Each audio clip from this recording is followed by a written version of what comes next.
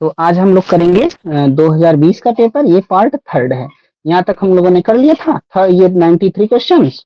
ये कहाँ पर अनुमान लगाना संभव नहीं है, ये आप लोग ने बताया था, इसका फर्स्ट आंसर है। तो फर्स्ट ही है ना। इसमें किसी को प्रॉब्लम हो तो बता दीजिए, बता दें, और नहीं तो फिर आगे बढ़ जाएं। यहाँ तक कर लिए थे, है ना।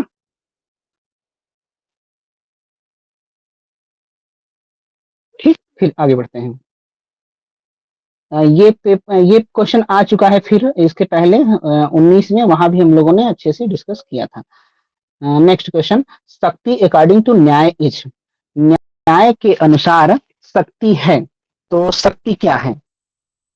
न्याय के अनुसार शक्ति क्या है, क्या होगा?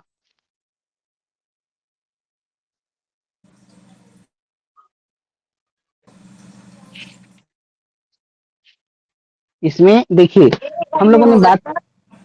क्या होगा? ए ओनली होगा। नहीं, ए ओनली नहीं होगा। देखिए, ओल्ड न्याय, प्राचीन न्याय के अकॉर्डिंग हम लोगों ने पढ़ा है कि वृत्तियां तीन तरह होती हैं। प्राचीन न्यायिक वृत्ति को तीन वृत्तियां मानते हैं। कौन कौन? संकेत, परिभाषा और लक्षणा। संकेत, परिभाषा, लक्षणा, ये प्राचीन न्यायिक मानते हैं कि वृत्तियां तीन होती हैं। नव न्यायिक मानते हैं कि वृत्तियां दो होती हैं। कौन कौन? आ, शक्ति और लक्षणा। शक्ति और लक्षणा, ये दो वृत्तियां होती हैं नव न्याय के अकॉर्डिंग। अब आइए, संकेत का मतलब क्या होता है?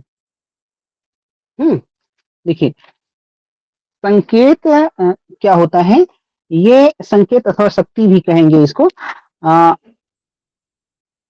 न्याय के अनुसार शब्दों का अर्थ एक ईश्वरीय संकेत है। इसको अजानिक संकेत भी कहते हैं। क्या बोलते हैं? अजानिक संकेत। जैसे हम कह दें त्रिभुज का सिंबल बनाते हैं ना, ऐसे ये त्रिभुज, ये ट्रायंगल का सिंबल है, तो इसको हम लोग कहेंगे कि ये संकेत है त्रिभुज का। तो ये हम कैसे जानते हैं? ओल्ड ने, प्राचीन न्यायिक मानते हैं कि ये इसमें ये संकेत ईश्वर ने ऑलरेडी इसमें समाहित कर दिया है। तो संकेत क्या है? संकेत एक तरह की वृत्ति है ना। तो संकेत मतलब क्या? ईश्वर की इच्छा, यहाँ पे लिख लीजिए संकेत, है ना। और इच्छा मात्र, इच्छा मात्र में क्या होता है? दूसरा हम लोगों ने पढ़ा परिभाषा। परिभाषा में क्या होता है कि ईश्वर इच्छा के से अलग कुछ शास्त्रकारों ने, समाज ने, परंपरा ने कुछ शब्दों के अर्थ निर्धारित कर दिए हैं। जैसे त्रिभुज किसके कहेंगे, किसको कहेंगे? जिसमें तीन भुजाएं होती हैं, उसको त्रिभुज कहेंगे। ऐसा हम लोग जानते हैं ना। मतलब परिभाषा, किसी वस्तु की, किसी शब्द की हम परिभाषा डिफाइन कर देते हैं। तो वो होती है इच्छा मात्र। इच्छा मात्र मतलब ईश्वर की इच्छा के अतिरिक्त जो शास्त्रकारों ने, आचार्यों ने, समाज ने, बाई ट्रेडिशन, परंपरा, जो चीजें हम आ गई हैं, उनको बोलेंगे इच्छा मात्र। तो ये हो गया परिभाषा एक तरह से ना। और वृत्ति, वृत्ति क्या है? वृत्ति क्या है? वृत्ति मतलब होता है अर्थ के को व्यक्त करने का सामर्थ्य। अर्थ को व्यक्त करने का सामर्थ्य, इसको वृत्ति कहते हैं। तो यहाँ पे आंसर हो जाएगा न्याय के अकॉर्डिंग शक्ति क्या है? तो शक्ति संकेत है, परिभाषा है, और क्योंकि ये वृत्तियां हैं तो ये शक्ति में सब कुछ आ जाएगा, है ना। अब देखिए एक बात और, शक्ति को नव्य न्याय में वृत्तियां दो मानी गई हैं, शक्ति और लक्षणा। शक्ति को कुछ आचार्यों ने अभिधा भी कहा है। क्या बोला है? अभिधा। देखिए, जब हम काव्य पढ़ते हैं, तो काव्य शास्त्र में तीन अभिधा, लक्षणा, व्यंजना की बात होती है। लेकिन न्याय दर्शन में शक्ति, अभिधा और लक्षणा दो ही की बात होती है। अभिधा, तो अभिधा यानी कि शक्ति विशिष्ट पद को अभिधा कहते हैं। ये भी चार प्रकार का होता है। जो पेपर कैंसिल हुआ था 2024 में, जिसमें जो ऑफलाइन पेपर हुआ था, उसमें ये प्रश्न आया था कि अभिधा, तो हम लोग जानते हैं चार प्रकार के होते हैं। कौन कौन से? रूढ़, यानी रूढ़ शब्द, इसको बोलते हैं डिप्थ। डिप्थ एक हो गया। दूसरा है यौगिक, यौगिक पद, इसको बोलते हैं पाचक। तीसरा क्या है? योग रूढ़, योग रूढ़ है, पंकज, जैसे पंकज। और फोर्थ क्या है? अ, फोर्थ क्या है? रूढ़ यौगिक, रूढ़ यौगिक।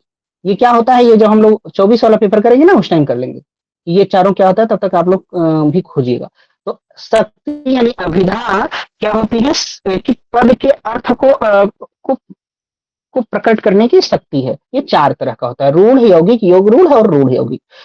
अब लक्षणा में आते हैं, तो लक्षणा, जैसे लक्षणा का अर्थ कैसे निकालते हैं, लक्षणा का मतलब सीधा सीधा ये होता है कि जैसे हम कहते हैं गौ, गौ मतलब गाय, तो ये हम कैसे, गौ का मतलब गाय, ये कैसे जान गए, ये अभिधा से जान गए। कभी कभी हम बोलने में बोल देते हैं कि तुम बैल हो क्या, ना, किसी को बोलते हैं ऐसे ही मजाक में या जैसे भी बोलते हैं, तो बैल का मतलब ये अभिधा से अर्थ नहीं निकालते। बैल का मतलब हम कैसा अर्थ निकालना चाहते हैं, उसके गुणों को एक दूसरे में क्या समाहित कर देना चाहते हैं ना, मतलब कुछ उसके गुण हैं इस तरह से। इसीलिए इसको इसीलिए इसको बोला जाता है कि गौड़ वृत्ति भी बोला जाता है, या गौड़ी वृत्ति या गुण वृत्ति भी बोला जाता है। किसको, लक्षणा को, हाँ लक्षणा को गुण वृत्ति भी बोला जाता है। ये 3 तरह की होती है, कितनी तरह की, 3 तरह की, जहत लक्षणा, अजहत लक्षणा, जहत अजहत लक्षणा। अब आते हैं जहत लक्षणा क्या होती है ना, तो ये आप सब जानते हैं, बताएंगे क्या क्या कोई जहत लक्षणा क्या होती है।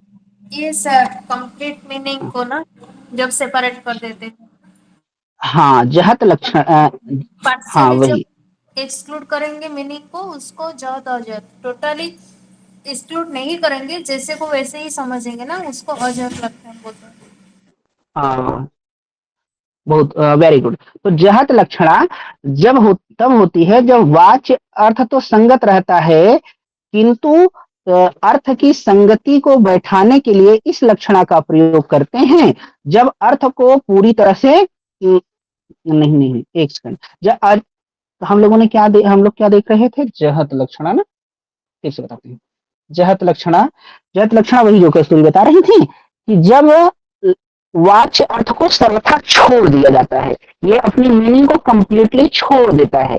जैसे कह दें कि आपका घर प्रयागराज में कहाँ पर है, तो हम कह दें कि हमारा घर गंगा में है, घर गंगा पर घर है, तो हम उसके गंगा में तो पॉसिबल नहीं है ना, तो इसलिए इसकी मीनिंग को छोड़ दिया जाता है, इसको बोलते हैं जहत लक्षणा। और दूसरा क्या होता है, अजहत लक्षणा। अजहत लक्षणा में कहेंगे कि इसमें संगति बैठाने के लिए किसी और चीज का सहारा लिया जाता है, इसमें अर्थ को थोड़ा सा छोड़ा जाता है, थोड़ा सा नहीं छोड़ा जाता है। जैसे कहते हैं कौवे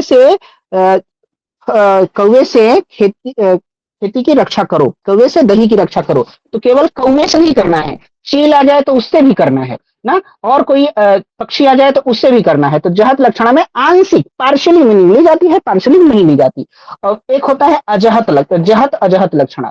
जहत अजहत लक्षणा में क्या होता है कि उल्टा हो गया क्या, कि सही है, हम्म, क्या बताए थे सर? हाँ, अजहत लक्षणा का होता है, क्या अर्थ होता है, एक एग्जांपल दिया जाता है, तत्वमसि, तुम ही वह हो, तुम ही ब्रह्म हो, इसको बोलते हैं जहत अजहत लक्षणा। यहाँ पे एक गलती हुई है, जहत अजहत लक्षणा में पार्शियली मीनिंग ली जाती है, पार्शियली नहीं ली जाती। अजहत, कुछ गड़बड़ हो रहा है ना, कोई बताए तो क्या हम लोग पढ़े हैं।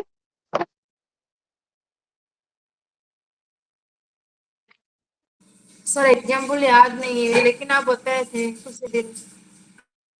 हाँ, जैसे देखिए जहत लक्षणा में गंगा में घर है हो गया, अजहत लक्षणा में क्या होता है, जैसे कहते हैं लाल दौड़ता है, तो अजहत लक्षणा में अ, अर्थ को छोड़ दिया जाता है ना, जहत में छोड़ दिया जाता है, अजहत में नहीं छोड़ा जाता है, उसके एक्स्ट्रा भी मीनिंग ले ली जाती है। जैसे कहते हैं लाल दौड़ता है, लाल नहीं दौड़ता है, मतलब लाल घोड़ा दौड़ता है। अजहत लक्षणा में फिर से एक बार सिंपल सिंपल समझ लेते हैं, जहत लक्षणा में क्या होता है, जहत लक्षणा में छोड़ दिया जाता है ना, अजहत लक्षणा में नहीं छोड़ा जाता, जो है वही बोला जाता है, उसकी एक्स्ट्रा मीनिंग लगा दी जाती है। जैसे कहते हैं लाल दौड़ता है, इसका मतलब लाल घोड़ा दौड़ता है। और जहत अजहत में आंशिक छोड़ा जाता है, आंशिक नहीं, ये सही बात है। तो तत्वमसी इसमें आता है, तत्वमसी का मतलब तुम वह ही हो, तो इसमें थोड़ा सा वह ही हो, लेकिन कुछ कई चीजों में, क्योंकि हम हमारी व्यवहारिक सत्ता है, तो इस तरह से आंशिक अर्थ लिया जाता है, आंशिक नहीं लिया जाता है। तो इतनी सी बात है। आइए क्वेश्चन में देखते हैं। ये बात कुछ क्लियर हुई क्या लक्षणा कि कंफ्यूजन हो गया? Yes sir. हाँ ठीक है फिर। तो अब देखिए एक सेपरेट पदार्थ है, एक अलग अलग पदार्थ। तो अलग पदार्थ नहीं होता, 16 पदार्थ आप जानते हैं।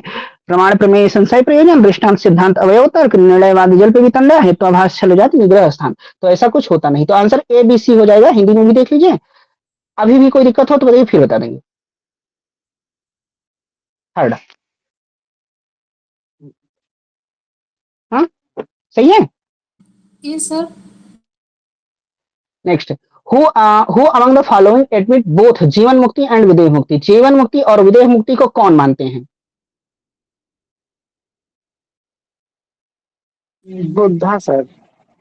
सर हाँ ए बी जी, दोनों। देखिए, बुद्धा और शंकर दोनों मानते भी हाँ आप जानते हैं शंकर, बुद्ध, सांख्य, जैन, योग, इतने लोग जीवन मुक्ति विदेह मुक्ति दोनों मानते हैं। तो यहाँ पे ए और बी लगा देंगे ना, बुद्ध और शंकर। ठीक, बुद्ध और शंकर। Yes sir. आइए ये बताइए, which of the following combination are the trinity principles imposed by doctor Ambedkar?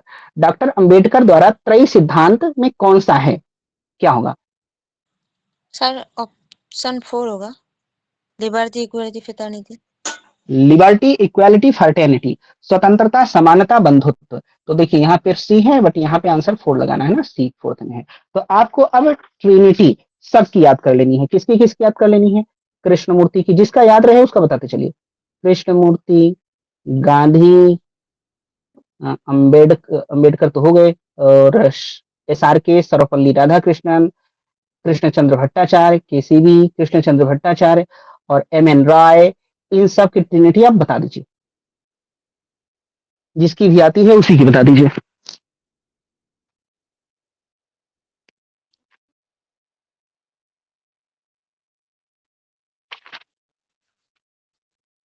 ये अभी राजस्थान का पेपर हुआ था ना, तो उसमें MN राय का पूछा गया था। हाँ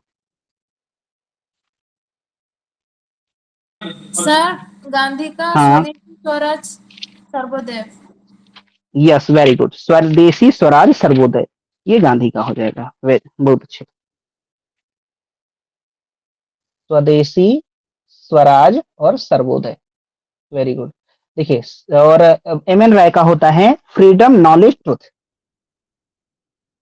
फ्रीडम नॉलेज ट्रुथ है,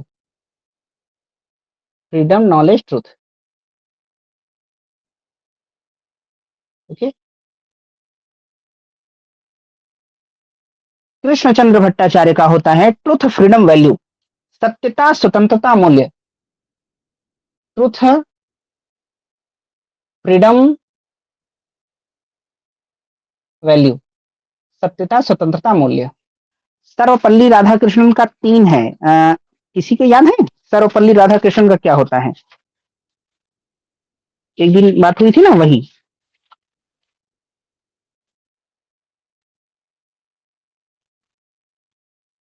pure consciousness, pure freedom, infinite possibility. Pure consciousness, देखिए यहां पर हम लिख दे रहे हैं PC, pure consciousness, pure freedom, infinite possibility. Infinite possibility, शुद्ध चेतना, शुद्ध स्वतंत्रता, अनंत संभावना, ये सर्वपल्ली राधाकृष्णन। कृष्णमूर्ति का क्या है? कृष्णमूर्ति का है सेंसिटिविटी, नोवेलिटी, क्रिएटिविटी, संवेदनशीलता, नवीनता और सृजनशीलता। कृष्णमूर्ति का लिखिए सेंसिटिविटी, सेंसिटिविटी, नोवेलिटी यानी नवीनता, इसको बोलते हैं अपूर्वता भी कहेंगे,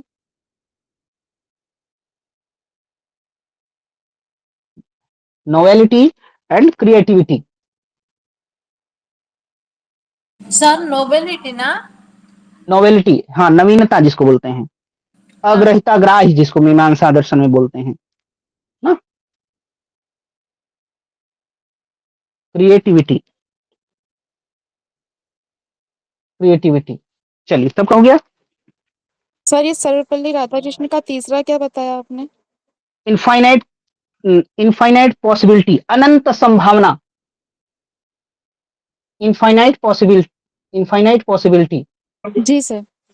अनंत संभावना। यस, ये लास्ट में क्या लिखा है, फ्रीडम नॉलेज ट्रुथ से पहले? फ्रीडम नॉलेज ट्रुथ, ये है एम.एन. राय का, और कृष्णचंद्र भट्टाचार्य का है truth freedom value.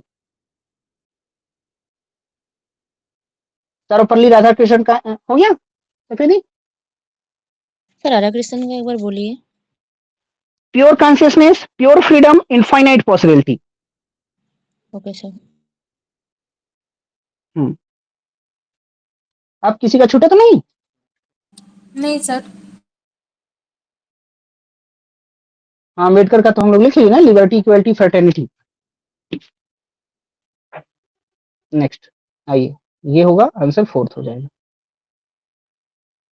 Which of the following propositions are compatible with Thales? Thales के लिए क्या संगत है? थेल्स की गणना कहाँ पे होती है? 7 ऋषियों में होती है ना। Air is the fundamental source of universe, ये किसका है? Air, Anaximenes. Anaximenes, very good, Anaximenes. A number is the fundamental source of the universe. Pythagoras. Pythagoras, Pythagoras, Yes. Pythagoras की 10 अपोजिट्स देते हैं ना। Yes sir. What is the fundamental source of water is the fundamental source of the universe? Thales. Thales, yes, good. Earth is a flat disk that floats on water. Yes. पृथ्वी सपाट है जो पानी पर तैरती है, तो सीडी हो जाएगा ना। जी सर। आंसर सीडी हो जाएगा। अब देखिए, ये थेल्स हैं, इनके स्टूडेंट हैं एनेक्सिमेंडर, और उनके स्टूडेंट हैं एनाक्सिमेनीज। इन लोगों को क्या बोला जाता है? इन लोगों को माइलेशियन स्कूल से रिलेट हैं, संबंधित हैं। किससे? माइलेशियन स्कूल से। थेल्स, एनेक्सिमेंडर, एनाक्सिमेनीज। अब उसी को जब हम आयोनिक स्कूल बोल देते हैं, क्या आयोनिक स्कूल बोल देते हैं, तो ये 3 तो आते हैं, थेल्स आते हैं, एनाक्सिमेंडर आते हैं, एनाक्सिमेनीज आते हैं, और भी बहुत से लोग आ जाते हैं। कौन कौन सा? हिप्पो, इडियस, डायोजनीज, हेराक्लाइटस, पाइथागोरस, है ना। Yes sir. तो ये कौन से स्कूल से हैं, ये आप जानते रहिए। आगे बढ़े, आंसर हो जाएगा सी डी, हिंदी में देख लीजिए। पृथ्वी का मूलभूत स्रोत जल है, पृथ्वी सपाट है जो पानी पर तैरती है, यही 2 हिल्स का है, बाकी नहीं है।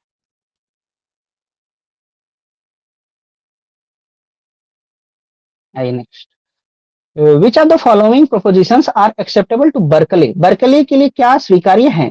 परसीव्ड एंटिटी एग्जिस्ट, दृश्यमान वस्तुएं अस्तित्व में हैं,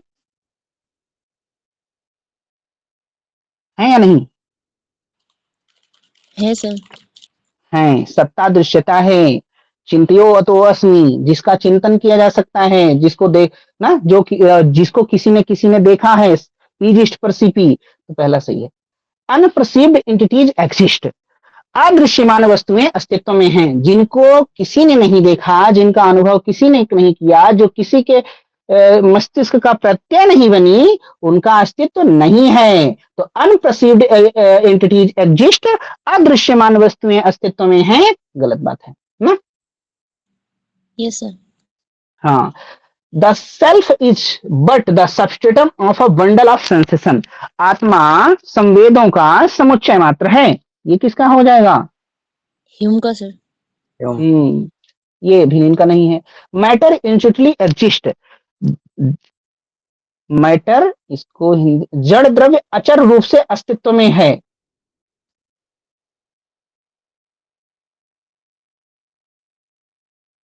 सोचिए क्या होगा? जड़ द्रव्य, तो जड़ द्रव्य का तो खंडन करते हैं। आंसर यहाँ पे क्या हो सकता होगा? ये आत्मा संवेदों का समुच्चय मात्र है, ये भी है क्या बर्कले का? आंसर ए सी है। सर बट ये ह्यूम का लग रहा है। ये तो है, बर्कले में भी देख लिया जाए, है ना। बर्कले के अकॉर्डिंग, हाँ इंग्लिश ये रहा, ये तो बिल्कुल है ना, जड़ का खंडन, ये इसका खंडन करते हैं। बर्कले को अपूर्ण कांट कहा जाता है, इनकम्प्लीट कांट कहा जाता है बर्कले को, और प्लेटो का मानस पुत्र कहा जाता है ना। बर्कले को।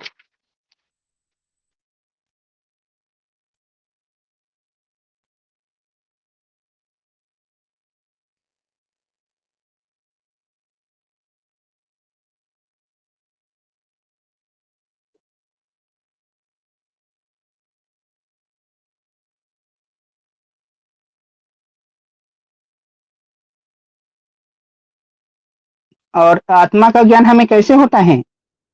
ये बर्कले क्या कहते हैं? बर्कले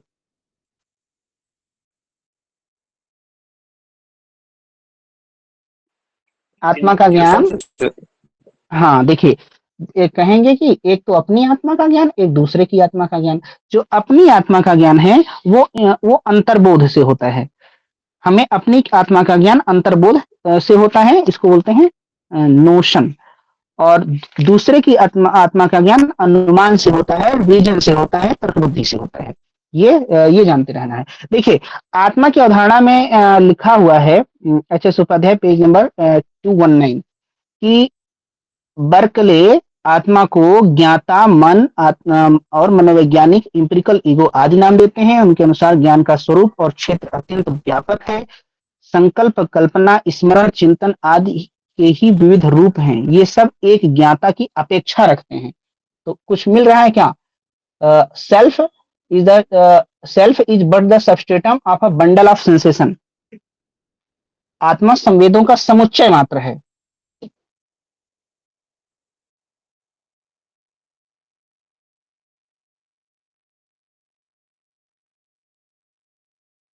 इसको ना आप लोग भी खोजिएगा। यहाँ पे एक चीज जानिए कि आत्मा को ये सक्रिय बोलते हैं। आत्मा सक्रिय है एवं अभौतिक द्रव्य है। ठीक है, सर इंग्लिश में लिखा है क्वेश्चन। हाँ इंग्लिश में लिखा, आंसर ए सी दिया है। सी वाले में थोड़ा सा कंफ्यूजन है ना। चलिए आप लोग भी देखिएगा, हम भी देखेंगे। हम्म, हम्म, पावन सर सर ए ने इन क्या सर? से ही होगा आंसर। क्या होगा? सर ए और सी दोनों सही है सर। हाँ हाँ, वही वही। सी मानते हैं? सी नहीं? Yes sir. अच्छा, हाँ ठीक, ये भी होगा। कहीं पे है लिखा हुआ? सर ये टॉपिक हमें सर बताए थे तो पढ़े थे हम सर के टॉपिक से, पीजी में ही पढ़े थे सर। ओके, तब ये भी है ही, आप लोग भी देखिएगा, होगा जरूर। मतलब आंसर गलत तो नहीं लग रहा है। चलिए आगे बढ़ते हैं ना, या बता देंगे हम यस भी सर। लिख के। आइए, which of the following proposition are not acceptable to Heraclitus. Heraclitus को क्या स्वीकार्य नहीं है? देखिए, पहला क्या है? Being consist of nothing but being. सत कुछ नहीं है, केवल सत है। बीइंग की बात कौन करते हैं? पार्मेनाइडीज करते हैं ना, तो ये गलत हो गया। बिकमिंग की बात हेराक्लाइटस करते हैं। One can not step into the river twice. कोई एक नदी में दो बार नहीं स्नान कर सकता, नहीं घुस सकता, तो ये सही है। Being passes into non being and non being into being. सत असत में परिवर्तित होता है और असत सत में। ये फ्लक्स, सब कुछ परिवर्तनशील है, ऐसा बोलते हैं, तो ये भी सही हो गया। Apeiron is a fundamental stuff of the universe. Apeiron को कौन मानते हैं? एनर्जी, एनर्जी मेंडल। कौन? सिलेंडर। मेंडल। सिमेंडर। Yes, good. तो आंसर हो जाएगा ए एंड, नहीं बी एंड सी नहीं। क्या बोल रहा है? Not acceptable. कौन सा स्वीकार्य नहीं है? तो ए और डी माने नहीं है ना, A D. Yes. Yes sir. Sir Hegel और इनमें क्या अंतर है? किसमें? हीगल और इनमें हेराक्लेटस में, क्योंकि वो भी बीइंग और सिंथेसिस थेसिस की बात करते हैं, तो वो भी दोनों एक ही है क्या?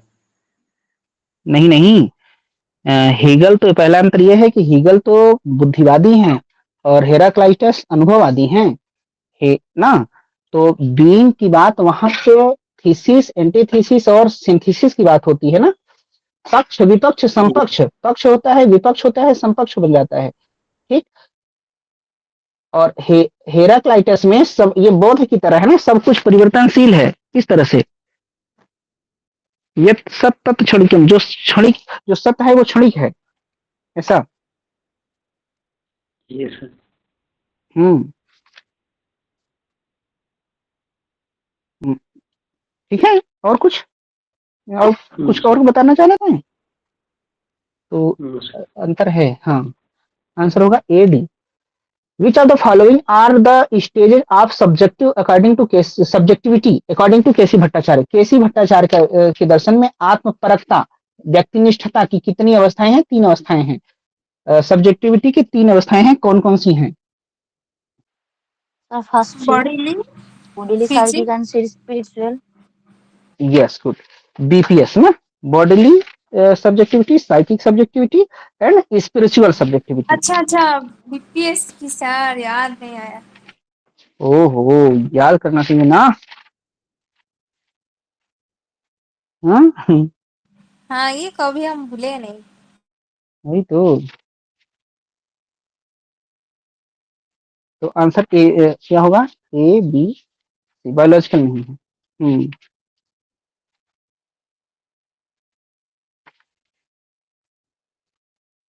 इसमें एक चीज लिखिए, जो शारीरिक बॉडीली सब्जेक्टिविटी है,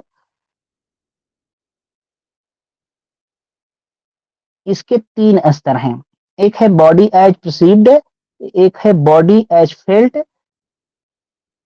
ना, यानी कि एक दृश्य शरीर लिख, हालांकि पूछा नहीं जाएगा तो छोड़ दें, ये तो तय है, पूछा नहीं जाएगा।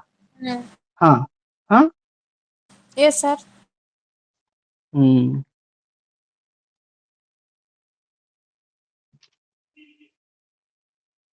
इसके लिख देते हैं ना, ये तो क्या बोल देते हैं, देखिए बोल देते हैं, केवल सुन लीजिए।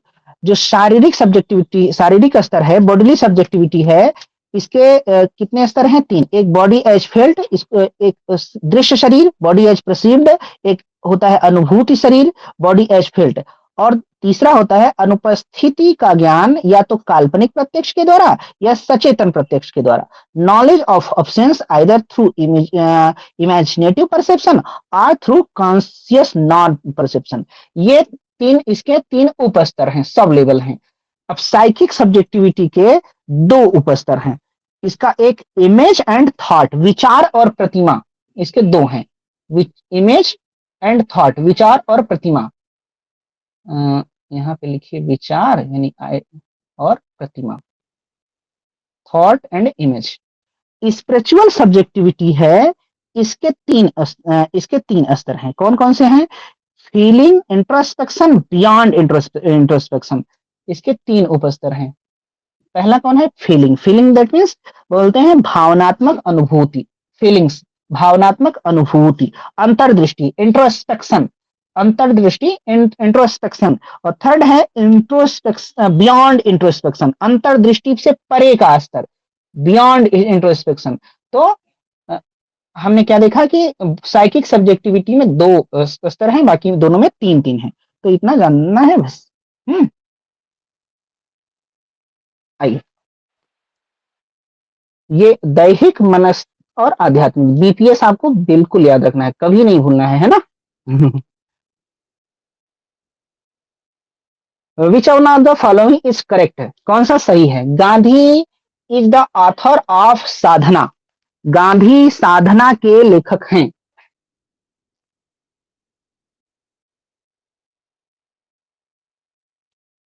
है या नहीं? नहीं सर, टैगोर है ना। हाँ, फर्स्ट गलत है, ये इसके लेखक टैगोर हैं। Very good. नेक्स्ट क्या है? Shri Aurobindo is the author of personality, personality के लेखक श्री अरविंद हैं। टैगोर है सर। हाँ, टैगोर हैं, यस, गुड, दूसरा सही है। हाँ, क्या क्या बोली हो? क्या पर्सनैलिटी के लेखक कौन है? टैगोर है ना सर? नहीं। हाँ, टैगोर। अब सोच लीजिए क्या, कौन है? हाँ टैगोर है सर। टैगोर हैं, ठीक है। हाँ तो ये टैगोर ही, ये भी गलत हो गया। Radha Krishna is the author of freedom and culture. Radha Krishna freedom and culture के लेखक हैं। सी ही होगा sir. Tagore is the author of Dhammapada, ये तो नहीं होगा। ये तो शायद हाँ राधा कृष्णन का है धम्मपद जो है। हाँ, तो ये थर्ड एकदम सही है, बिल्कुल। Tagore Ram Tagore is the author of Dhammapada. Dhammapada के लेखक टैगोर हैं। ये इसका क्या है? हम्म, इसका सर ये फोर्थ वाला सही है, गलत है? धम्मपद के लेखक कौन है? ना गलत है ना सर, ये धम्मपद का राधा कृष्णन है ना। हाँ, धम्मपद। हाँ, बहुत। क्या क्या अनूप? गौतम, नहीं नहीं, क्या नाम है उनका? हाँ,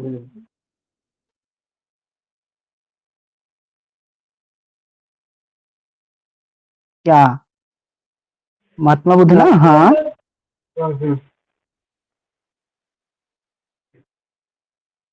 हाँ, बोलिए बोलिए। हाँ, महात्मा बुद्ध नहीं होंगे सर? देखिए, आपकी भी बात सही है अपनी जगह और सबकी भी बात सही है। धम्मपद नाम से इन्होंने भी लिखा है, राधा कृष्णन ने भी लिखा है। अब आइए महात्मा बुद्ध की से संबंधित करते हैं इसको। देखिए, जो आप जानते हैं कि 3 ग्रंथ लिखे गए हैं, 3 पिटक लिखे गए हैं। एक है, क्या है? सुत्त पिटक। सुत्त पिटक में होता है बुद्ध के उपदेश। पहला है सुत्त पिटक, बुद्ध के उपदेश। दूसरा है विनय पिटक। विनय पिटक में आचरण संबंधी आचरण संबंधी ग्रंथ है। दूसरा है विनय पिटक। और तीसरा क्या है? अभिधम्म पिटक। अभिधम्म पिटक में दार्शनिक फिलॉसफिकल डिस्कशन है। हाँ बोलिए। ये सर फिलोसफिकल डिस्कशन है। हाँ, ये अभिधम्म पिटक में फिलॉसफिकल डिस्कशन है। अब आते हैं, ये जो सुत्त पिटक है उसके 5 निकाय हैं। कौन कौन सा? सुत्त पिटक के 5 निकाय हैं। एक है दीर्घ निकाय, मध्यम निकाय, संयुक्त निकाय, अंगुत्तर निकाय, खुद्दक निकाय। इसमें 5 अलग अलग चैप्टर हैं। अब इसी में एक आता है, ये अभी क्या था? धम्मपद। अब देखिए, जो ये 5 निकाय हैं, इसमें बुद्ध के उपदेशात्मक गाथाओं का संग्रह है ना। तो जो 5वां है खुद्दक निकाय ना, उसमें 95 छोटे छोटे ग्रंथ होते हैं। तो उसमें एक 423 नंबर की जो कहानी है, उस संग्रह को धम्मपद कहा गया है। ठीक है, तो इतना अंदर जाएंगे तब बुद्ध से कनेक्ट कर पाएंगे। तो राधा कृष्णन को कह दीजिए, हालांकि दोनों को कह दीजिए, है ना? सर क्या बोले थे, फिर से बता दीजिए ना सर, ऊपर ऊपर चले गए। नहीं नहीं, उसको आपको नहीं जानना है। हम आपको केवल इतना जानना है कि सुत्त पिटक के 5 डिवीजन है। कौन सा? दीर्घ निकाय, मध्यम निकाय, संयुक्त निकाय, अंगुत्तर निकाय, खुद्दक निकाय। अब खुद्दक निकाय से संबंधित है ये धम्मपद, बस। सर ये 5 वालों को और अच्छे से बता दीजिए ना, आप हिंदी में बोले तो समझ में, इंग्लिश में नहीं, बता। इसको अच्छे से न बताना है ना, अच्छे से सुनना है। ये आता वाता नहीं ना, केवल 3 जानना है। सुत्त पिटक, हाँ, सुत्त पिटक, विनय पिटक, अभिधम्म पिटक। यस, यस आगे चलिए। इसीलिए आइए। तो साधना के लेखक हो गए टैगोर, पर्सनालिटी के लेखक हो गए टैगोर, फ्रीडम एंड कल्चर के राधा कृष्णन, और धम्मपद की भी राधा कृष्णन। आंसर हो जाएगा only C, third. Yes. Anupalabdhi is an independent pramana that is advocate by which philosopher.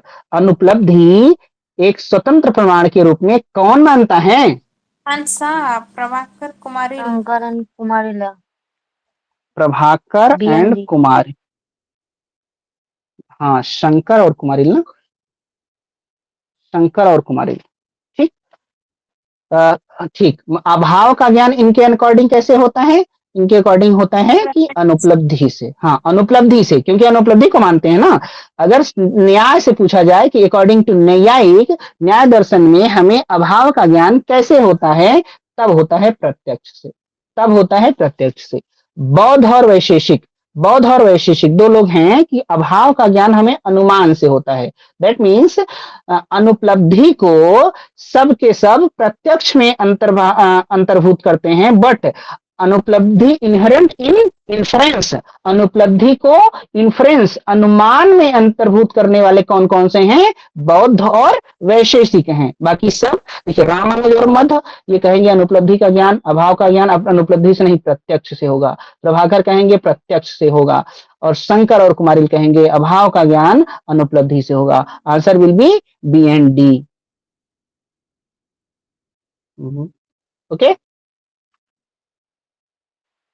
Yes sir. अब आइए, reason grows into revolution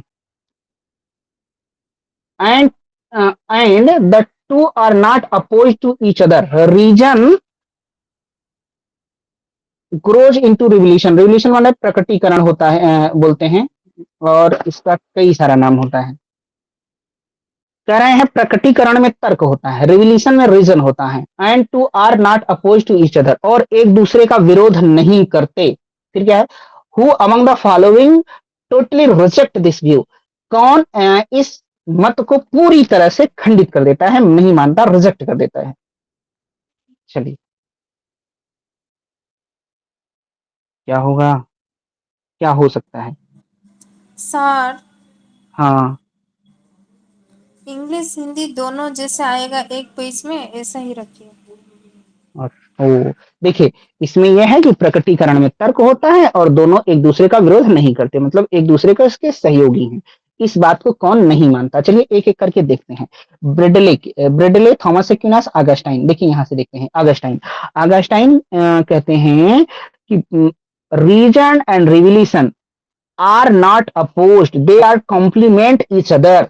Augustine कहते हैं रीजन एंड बुद्धि और विश्वास, हाँ, और एक दूसरे का विरोध नहीं करते, एक दूसरे के सहयोगी हैं। बुद्धि आस्था की सेविका है, सहयोगी है, तो ये तो बिल्कुल नहीं होंगे, ऑगस्टाइन नहीं होंगे। इतनी बात क्लियर? Yes sir. एक्विनास बोलेंगे faith and reason are harmonious, both come from God. Aquinas कहेंगे कि फेथ मतलब यही रिवोल्यूशन के सेंस में लीजिए ना। फेथ एंड रीजन यानी आस्था और तर्क दोनों हार्मोनियस हैं और दोनों साथ साथ आते हैं, दोनों ईश्वर से प्राप्त होते हैं, एक दूसरे का विरोध नहीं करते क्योंकि हार्मोनियस हैं, सहयोगी हैं, तो ये भी नहीं होगा। एच एफ ब्रेडले, ब्रेडले क्या, F H Bradley, sorry, F H Bradley क्या कहते हैं? ब्रेडले कहते हैं, कौन है ब्रेडले? एब्सोल्यूट आइडियलिस्ट हैं। एब्सोल्यूट मतलब निरपेक्ष प्रत्ययवादी हैं। ब्रेडले क्या है? निरपेक्ष प्रत्ययवादी हैं। ये क्या कहेंगे? एंड हाँ, रियलिटी, क्या? अपीयरेंस एंड रियलिटी इन्हीं का है ना? हाँ, अपीयरेंस एंड रियलिटी की बात करते हैं, आभास और सत की बात करते हैं। Yes, good. ये देखिए, ये कहेंगे religion in terms of metaphysical unity and not divine revolution. धर्म की जो है वो मेटाफिजिकल यूनिटी है, दिव्य चीज नहीं है। इसलिए कह रहे हैं कि रीजन ग्रोज इनटू रिवोल्यूशन। इस बात से मतलब ये सहमत हैं, ये भी ये ऐसा कुछ नहीं कहते। अब हेनरी बर्गसा बचे। हेनरी बर्गसा देखिए, ये इंट्यूटिव फिलोसफर हैं। ये क्या है? अंतर्ज्ञानवादी या अंतः प्रज्ञावादी। ये कहेंगे revolution is graft through intuition. Revolution intuition में समाहित हो जाता है या इमीडिएट एक्सपीरियंस। ये मतलब एक ऐसे हैं, हेनरी बर्गसा हैं, कहते हैं reason and revolution both are not both both are not complementary, और ये अलग अलग होते हैं। रीजन बुद्धि अलग होता है, रिवोल्यूशन अलग होता है, क्योंकि जहां हम इंट्यूशन आता है वहां इमीडिएट एक्सपीरियंस होता है। इसलिए ये दोनों रीजन और ये साथ साथ नहीं रह सकते, तो आंसर हो जाएगा डी, फोर्थ। हिंदी में देख लीजिए, आंसर होगा फोर्थ, बाकी सब करते हैं। मीटे, ठीक, जी सर। चलिए आगे बढ़ते हैं। ये देखिए, ये आपको बताना है, सोचिए क्या होगा।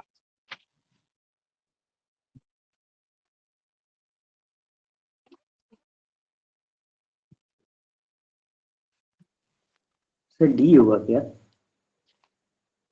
डी, बी एंड सी। देखिए आंसर है ए एंड बी ना।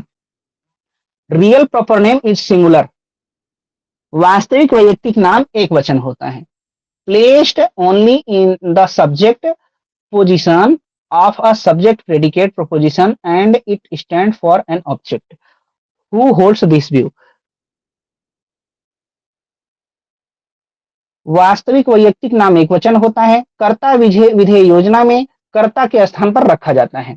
जब हम एक स्टेटमेंट लिखते हैं तो प्रॉपर नेम कहाँ पे लिखते हैं? सब्जेक्ट की जगह पर लिखते हैं, कर्ता की जगह पर लिखते हैं।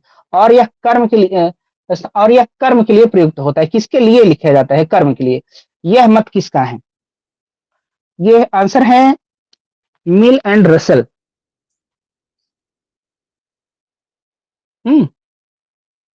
सर ये क्वेश्चन क्या, हाँ ये वही क्या तो। क्वेश्चन में नहीं आ रहा। सर इसका इंग्लिश एक बार दिखाइए। ये रहा इंग्लिश।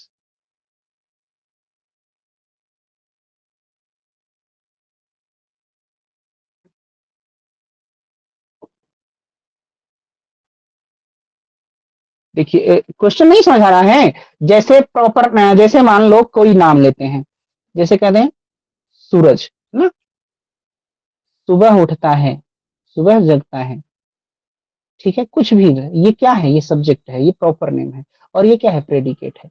तो ये बोल रहे हैं कि सब्जेक्ट कहाँ पे, ये जो प्रॉपर नेम है ये किसकी जगह पर आया है? सब्जेक्ट के प्लेस पे आया है। और किसके लिए आया है? जो ये इसके बाद का जो प्रेडिकेट पूरा है, इस पूरे सेंटेंस के लिए आया है, इस पूरे क्लॉज के लिए आया है। यही तो बोल रहा है। इसमें प्रेडिकेट क्या है? ये सुबह जगता है, ये प्रेडिकेट है।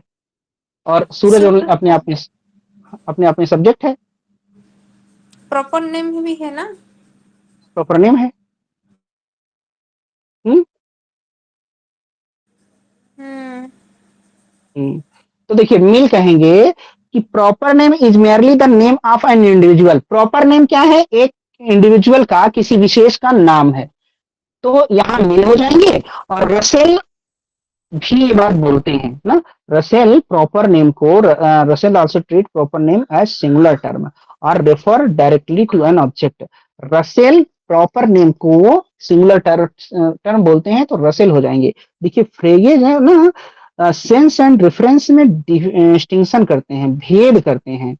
और उनके अनुसार प्रॉपर नेम में सेंस और रेफरेंस दोनों होता है, बट डिनोटेशन नहीं होता। डिनोटेशन मतलब क्या? डिनोटेशन मतलब कि वो किसी के लिए आए, तो इसलिए फ्रेगे नहीं होगा। मतलब फ्रेगे कहते हैं कि प्रॉपर नेम में सेंस एंड रेफरेंस दोनों होता है, बट है ना। यस। और हाँ,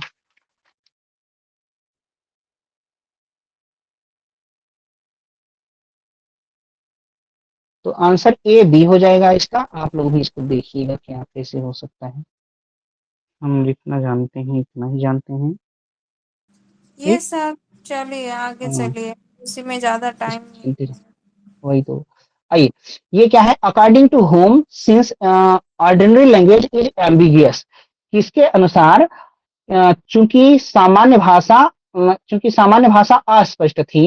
एम्बिगियस मतलब अनेक अर्थ होते हैं ना।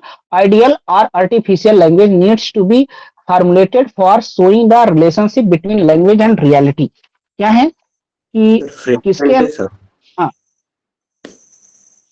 किसके अनुसार? चूंकि सामान्य भाषा अस्पष्ट थी, भाषा एवं वास्तविकता में संबंध प्रदर्शित करने के लिए आदर्श और बनावटी भाषा बनाए जाने की आवश्यकता है। तो आंसर यहाँ पे फ्रेगे और रसेल है, ए एंड बी। ये जब सर की क्लास होती है कंटेम्प्रेरी की, तो आप ये क्वेश्चन कलेक्ट करके वहां पूछा करिए।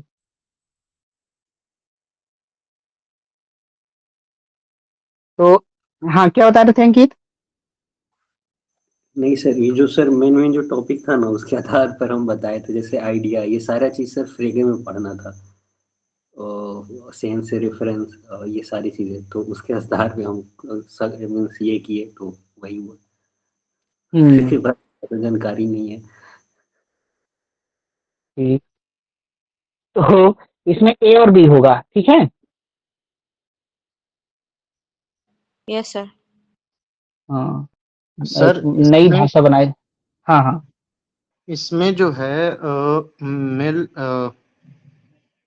अच्छा वो वाला क्वेश्चन नहीं है, ठीक है, दूसरा आ गया है ना। हाँ, हाँ हाँ, दूसरा आ गया है। वो वाले क्वेश्चन में ऐसा था सर कि जो मिल और रसेल थे वो हाँ प्रॉपर हाँ नेम को इंडिकेशन मानते थे।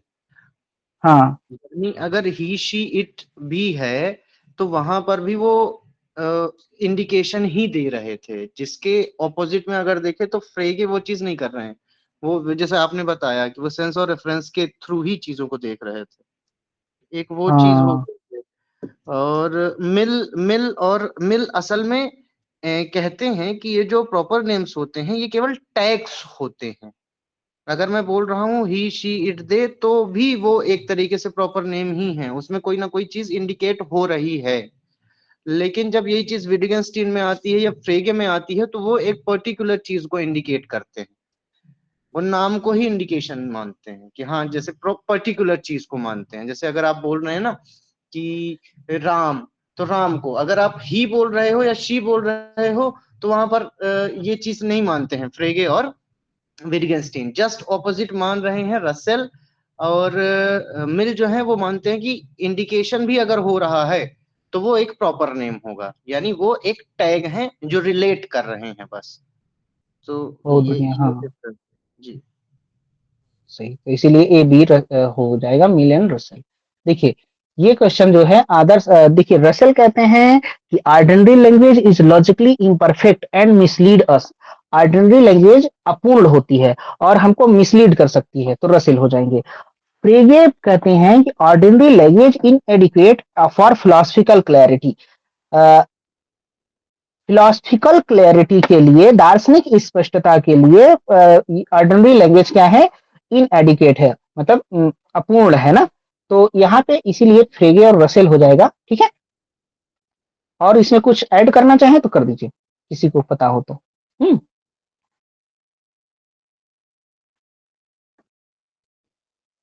आइए, ये हम लोगों ने सुबह देखा था ना। Which of the following statement is not true according to Aristotle. Aristotle के दर्शन में कौन सा सही नहीं है। Form and matter are relative in terms. Form and आकार और द्रव्य सापेक्षिक हैं। Matter is potentially, form is actuality. आकार, द्रव्य संभावित है, आकार वास्तविक है। फॉर्मलेस मैटर एग्जिस्ट, देखिए ध्यान से, formless matter exist, matterless form is real, क्या होगा। सर फॉर्मलेस मैटर एग्जिस्ट, ये गलत। ये गलत हाँ, फॉर्मलेस मैटर एग्जिस्ट, ये गलत है। देखिए, मैटरलेस फॉर्म इज रियल, मैटरलेस फॉर्म वास्तविक है, द्रव्य रहित आकार वास्तविक है, ये बिल्कुल सही है ना। ये जो गॉड के लिए अ, बोलते हैं ना सर। अगर यहाँ पे होता मैटरलेस फॉर्म इज एग्जिस्ट तो ये भी गलत हो जाता है, एग्जिस्ट नहीं है, रियल है। मैटरलेस फॉर्म इज रियल, तो ये बिल्कुल सही है। तो आंसर क्या है फिर, 3। आंसर कौन सा सही नहीं, हाँ थर्ड है, मैटरलेस, बाकी सब सही है ना। Yes sir. ओके,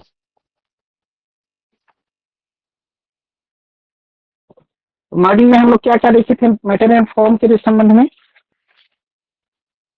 देखे थे कि मैटर और फॉर्म सेपरेट नहीं है, फॉर्म ना, both are not separate. Matter सामान्य है, सॉरी फॉर्म सामान्य है, form is universal, matter is particular. Matter is potentiality and form is actuality. Matter साध्य है, फॉर्म सिद्ध है ना।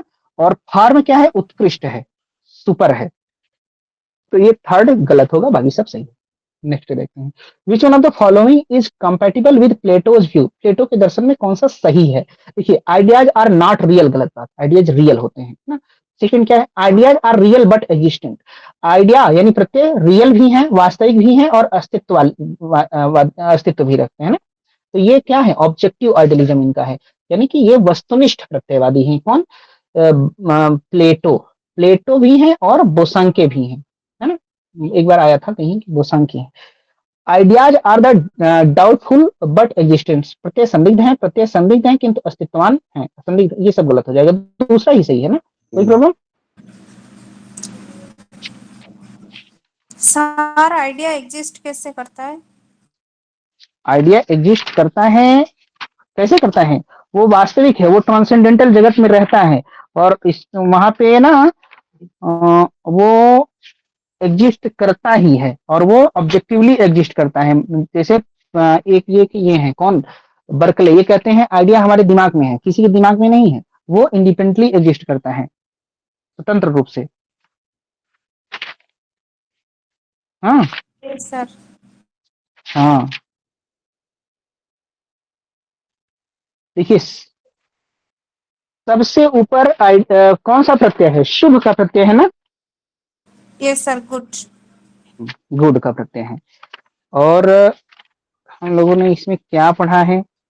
प्लेटो के आइडिया को अलग अलग बुक में अलग अलग नाम देते हैं, क्या क्या नाम देते हैं?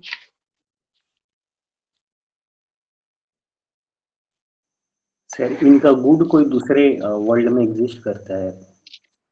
हाँ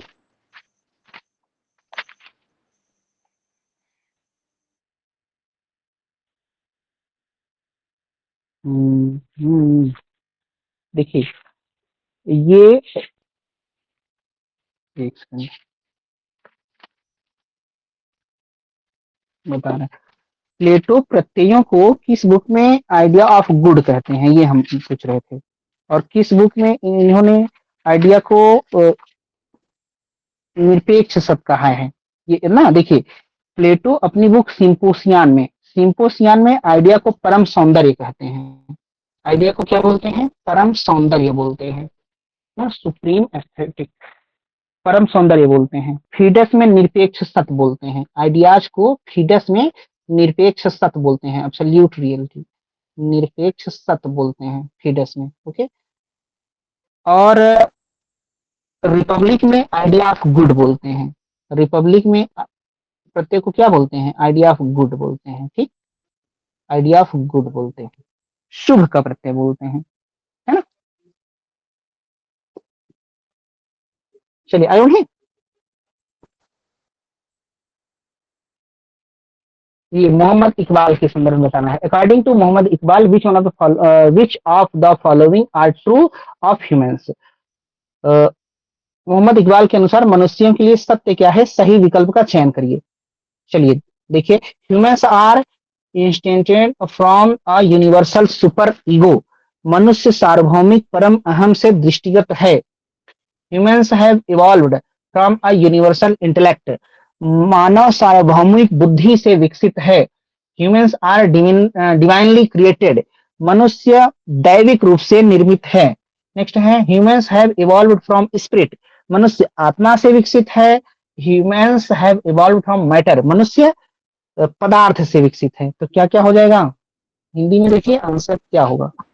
सर वो आत्मा को नहीं मानते ना, भगवान और आत्मा को मानते हैं एक बार? मानते हैं, आत्मा को बिल्कुल मानते हैं। सी होगा क्या सर?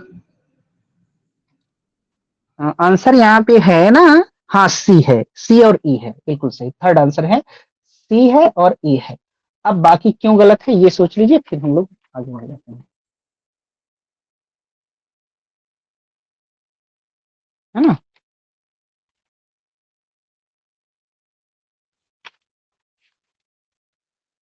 देखिए, मानव सार्वभौमिक परम अहम से दृष्टिगत है। किससे है? Universal super ego.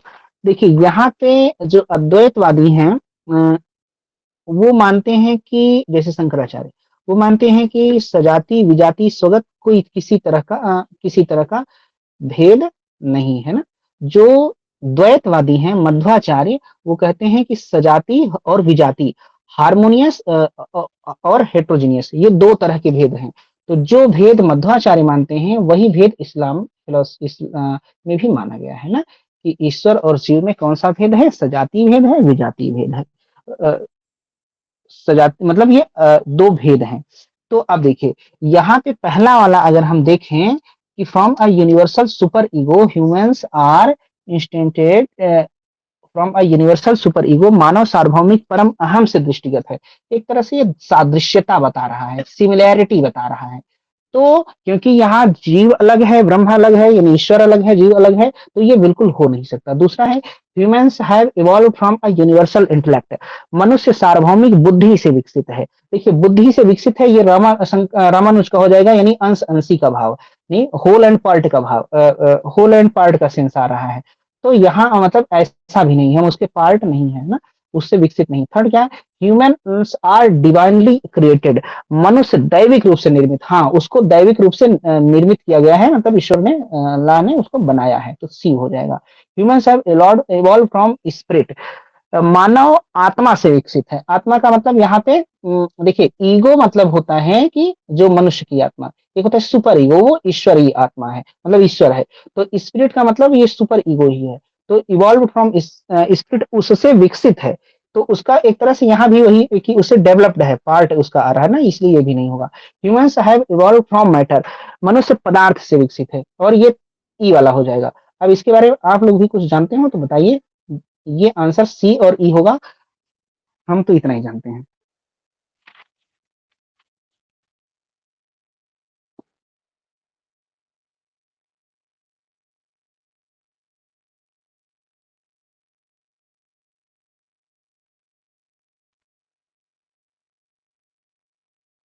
तो ठीक, आगे बढ़े फिर।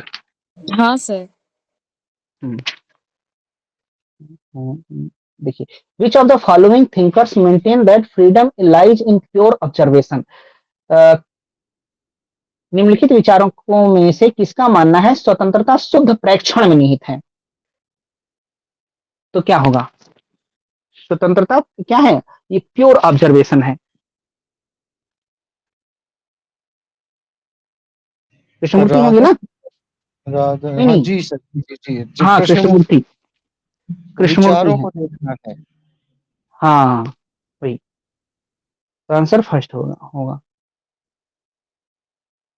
Jail Austin make a distinction between which of the following speech act, J L Austin निम्नलिखित में से किस वाक्य क्रिया के मध्य भेद करते हैं। तो ये तो पता ही होगा कौन कौन सा है। देखिए लोकेशनरी एक्ट होता है, ई लोकेशनरी होता है, और पर लोकेशनरी होता है ना। और लोकेशनरी को बोलते हैं वचन कर्म, और ई लोकेशनरी को बोलते हैं अवचन कर्म, अवचन कर्म, और पर लोकेशनरी को बोलते हैं प्रभावी वचन कर्म। तो आंसर हो जाएगा बी सी डी। यस, ये बी सी ई, हाँ बी सी ई, ये सेकंड। ठीक, सर ये कृष्ण मूर्ति का थोड़ा सा डिस्क्राइब कर दीजिए। हाँ, जय कृष्णमूर्ति का मानना है कि स्वतंत्रता का क्या मतलब है, स्वतंत्रता का मतलब है प्योर ऑब्जर्वेशन। इसके बारे में कोई बताएगा क्या।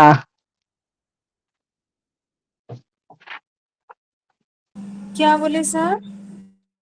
इसके बारे में बताना है कि ऐसा ऐसा बोलते हैं क्या। हाँ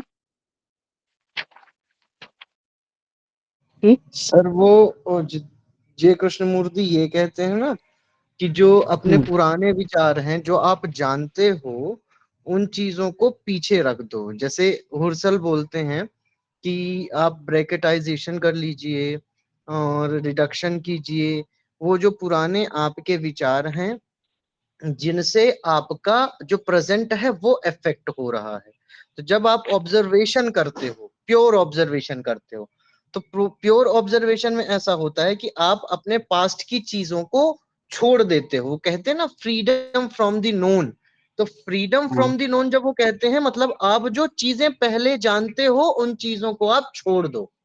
इवन जो बचपन से आपको आपके घर वालों ने सिखाया है और बाकी जो आपने समाज से ली हैं, उन जानती हुई चीजों को छोड़ दीजिए और प्रेजेंट में अपनी लाइफ को इवॉल्व कीजिए। जब तक आप प्रेजेंट में रहकर नहीं जिएंगे तब तक आप प्योर ऑब्जर्वेशन नहीं कर पाएंगे। और जब तक आप प्रेजेंट में नहीं रहेंगे, आपकी मानसिकता पुराने विचारधाराओं से प्रभावित होती रहेगी, तब तक आप प्रेजेंट में नहीं जिएंगे और प्रेजेंट का मजा नहीं ले पाएंगे। और जब तक आप प्रेजेंट में नहीं जिएंगे आप प्योर ऑब्जर्वेशन नहीं करेंगे, और आप जब तक प्योर ऑब्जर्वेशन नहीं करेंगे आपको सही मायने में फ्रीडम नहीं मिलेगी। छुटकारे के लिए वो कहते हैं कि छुटकारा ये है कि आप अपने पास्ट से और पिछली अनुभूतियों से आप फ्री हो जाएं। यानी उन चीजों को आप भुला दीजिए जो आप जानते हैं। यानी known, freedom from the known, जो आप जानते हैं उससे फ्री हो जाइए। वाह वाह, बहुत बढ़िया। रिबीर सर कुछ ठीक है? जी सर, आपने एक बार कराया अजय कृष्णमूर्ति, बस वही को थोड़ा सा रिवाइज कर दीजिए सर। एक इनका एक आता है इनर रिवोल्यूशन, आंतरिक क्रांति, ये भी जानते रहना है किसका है ये, जय कृष्णमूर्ति का है, इनर रिवोल्यूशन, आंतरिक क्रांति। सर इसमें और जो है अरबिंदो है, नारायण गुरु और राधा कृष्णन में, इन तीनों में किसी ने और फ्रीडम या प्योर ऑब्जर्वेशन पे और कुछ कहा है क्या? देखिए, अभी हमने राधा कृष्णन के लिए बात किया कि निरपेक्ष सत्य क्या है, pure consciousness, pure freedom, infinite possibility. Pure freedom है मतलब उसके पास वो इस जगत को बनाने के लिए एकदम बाध्य नहीं था, उसके पास स्वतंत्रता थी, चाहे इस तरह बनाता चाहे किसी और भी तरह बना सकता था, ना बनाता ना, तो उसके पास ये स्वतंत्रता थी। तो ये राधा कृष्णन का। नारायण गुरु का एक आता है कि वन गॉड वन, एक धर्म एक ईश्वर, ऐसे करके कुछ है ना, वन जी गॉड सर। रिलीजन, एक और है। Sir one cast one God one religion. Yes, good good good. One cast, एक जाति, एक ईश्वर, एक धर्म। Yes, good. और है ना, अरविंद के लिए जी कुछ सर, होगा। सर। चलिए, तो यहाँ पे आंसर तो हम लोगों को ये मिल गया, जेल ऑस्टिन का BCE। ये अभी कई बार आएगा तो इसको हम लोग अलग अलग देख लेंगे कि क्या क्या होता है। आवचन कर्म को पहचानने के, इलोकेशनरी एक्ट को पहचानने के 5 टाइप्स हैं। ये हम लोग जब 2017 का पेपर कर रहे थे तो वहां डिस्कस किए थे। 5 तरीके होते हैं। आइए, ये नेक्स्ट क्वेश्चन है, क्या है? The field of applied ethics concerning the conflict between the interest of stakeholders and the interest of stockholder most appropriately pertains to। देखिए, हितग्राहियों के हितों और स्टॉक धारक के हितों के टकराव से संबंधित अनुप्रयोगी नीति शास्त्र के क्षेत्र सर्वाधिक उपयुक्त रूप से किससे संबंधित हैं? तो ये बिजनेस एथिक्स होगा ना? हाँ, व्यावसायिक एथिक्स। हाँ, ये तो सिंपल। आइए, Charles Taylor make the distinction between which of the following. Charles Taylor किसके किसके बीच अंतर करते हैं? तो देखिए, चार्ल्स टेलर ये पॉलिटिक्स ऑफ डिग्निटी, सम्मान की राजनीति, और पॉलिटिक्स ऑफ डिफरेंस, अंतर की राजनीति। आंसर है A एंड B। अभी और करना है या छुट्टी किया जाए? छुट्टी। सिर्फ 10:30 तक कर लेते हैं। हाँ ठीक है। हाँ, टाइम को अभी 1 घंटा 2 मिनट ही हुआ है सर। हाँ, तो चार्ल्स टेलर आपको जानना है कि सम्मान की राजनीति और अंतर की राजनीति, बाकी ये सब नहीं है, है ना?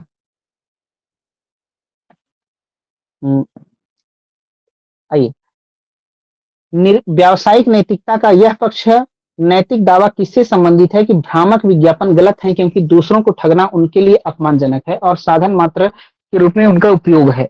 The ethical claim in business ethics that deceptive advertising is wrong because deceiving others is disrespectful to them and uses them as mere means pertains to ना। Virtue ethics. इसका हो जाएगा कांट का डियोंटोलॉजिकल एथिक्स, कांट का फल निरपेक्षतावाद। मतलब हमको ऐसा कार्य करना है जिसमें हमको कॉन्सिक्वेंट, परिणाम को ध्यान में रखकर नहीं, निरपेक्ष रूप से, फल को ध्यान में रखकर नहीं, कर्मण्येवाधिकारस्ते ना, फल निरपेक्ष नैतिकता। तो कांट का ये पहला होगा। The question regarding what might constitute criteria necessary for personhood is most central with reference to. व्यक्तित्व के लिए आवश्यक मानक क्या हो सकते हैं इससे संबंधित? तो ये होगा एबॉर्शन। पर्सनहुड के लिए आवश्यक मानक ये एबॉर्शन है, ठीक है। आइए, the ethics of technology, the notion that technology is only an instrument. Technology महज क्या है? एक उपकरण है। The good or bad use of which depends on its users। Good, इसकी अच्छाई और बुराई इसके यूजर पर डिपेंड करती है। टेक्नोलॉजी इज नॉट गुड और बैड इन इटसेल्फ। प्रौद्योगिकी अपने आप में न अच्छी है न बुरी है, प्रौद्योगिकी नैतिकता की प्रौद्योगिकी एक साधन मात्र है जिसका अच्छा या बुरा उपयोग इसके प्रयोगकर्ताओं पर निर्भर करता है। यह अपने आप में अच्छा बुरा नहीं है। तो ये क्या है, न्यूट्रलिटी थीसिस ना, ये खुद में तटस्थ है, ना अच्छी है ना बुरी है। ठीक है, चाकू से आप चाहे तो सेब काटिए चाहे तो उंगली, ये अपने आप में क्या है, न्यूट्रल है।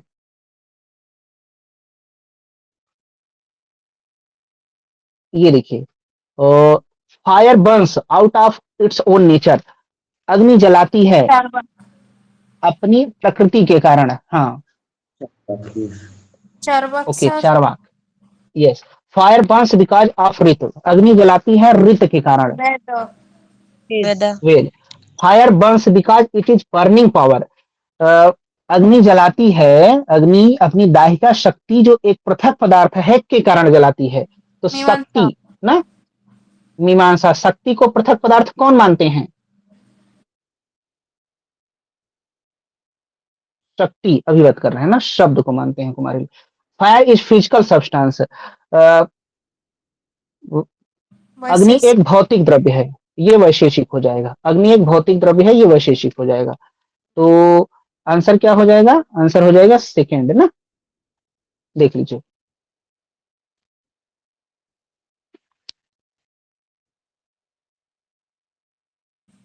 ये सर। हाँ एक सेकंड देखिएगा, मीमांसा दर्शन में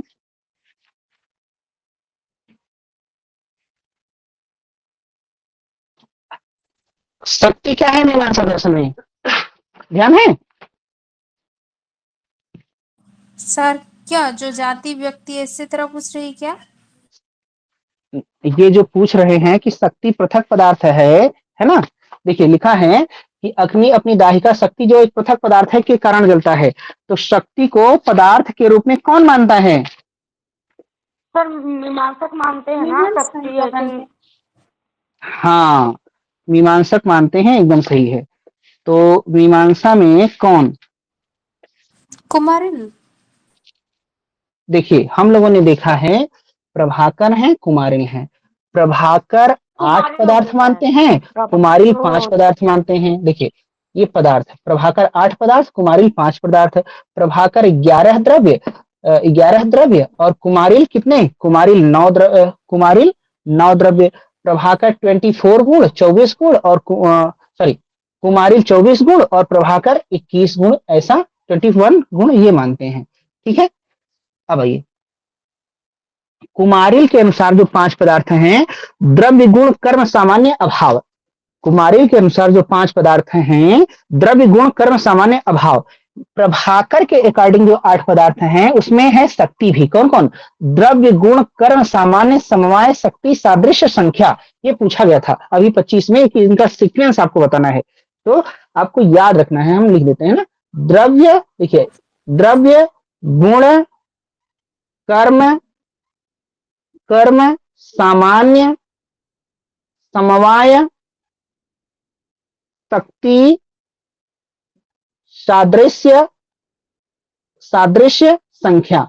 यस, तो ये प्रभाकर के अनुसार 8 जो पदार्थ हैं उसमें शक्ति भी एक पदार्थ है। तो शक्ति एक पृथक पदार्थ है ना, तो इसीलिए हमने ये देखा। ठीक,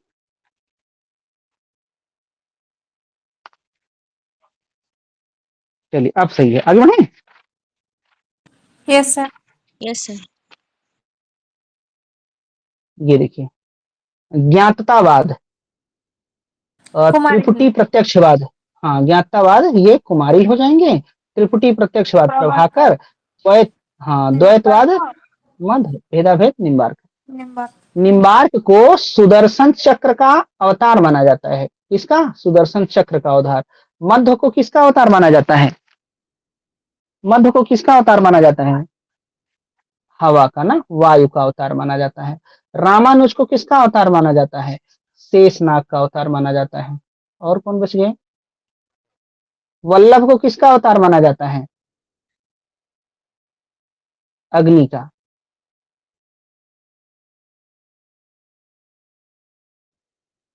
वल्लभ को अग्नि का अवतार माना जाता है ना। चलिए आगे बढ़े। जी सर। यहाँ पे आंसर लगा लीजिए फर्स्ट। ये देखिए, the state of nature was one in which there were no enforceable criteria of right and wrong. प्रकृति की अवस्था ऐसी थी जिसमें सही और गलत का कोई प्रवर्तनीय मानक नहीं था।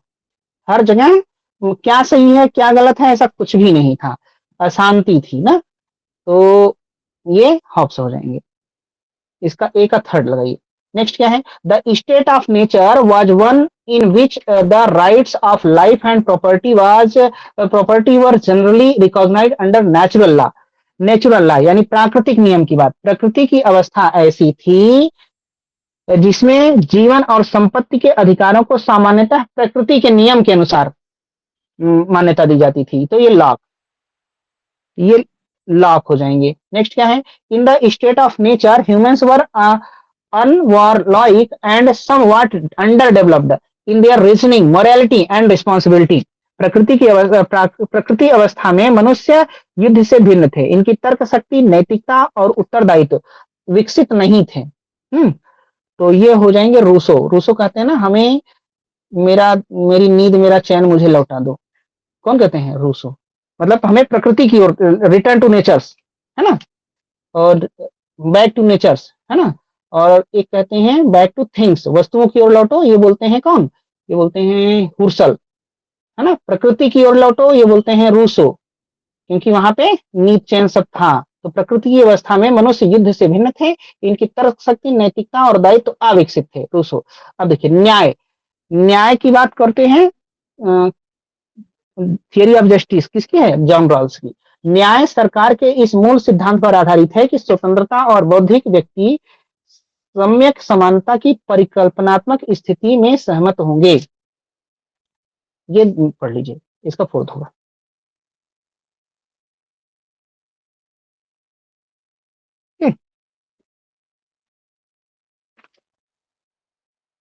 भेद धिक्कार यानी भेद को कौन नहीं मानते?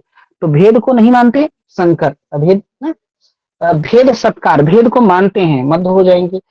अचिंत्य भेदाभेद, अचिंत्य भेदाभेद किसका है? चैतन्य बलदेव का ना। अपृथक सिद्धि, ये रामानुज का हो जाएगा। आंसर क्या हो जाएगा? सेकेंड।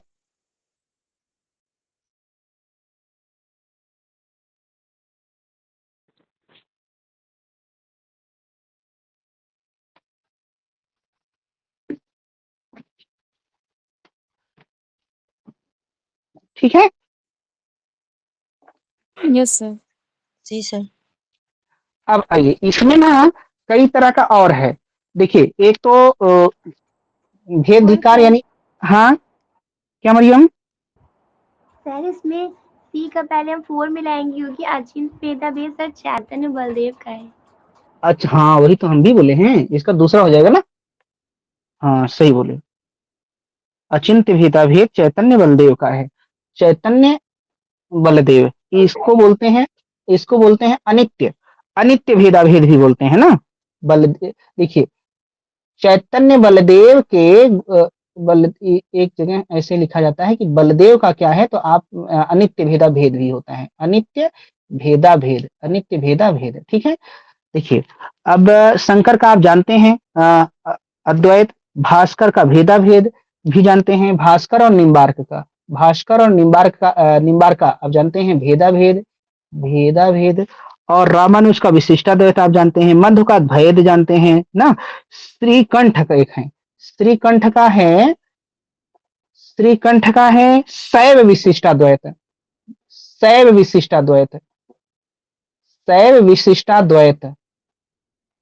श्रीकंठ का है।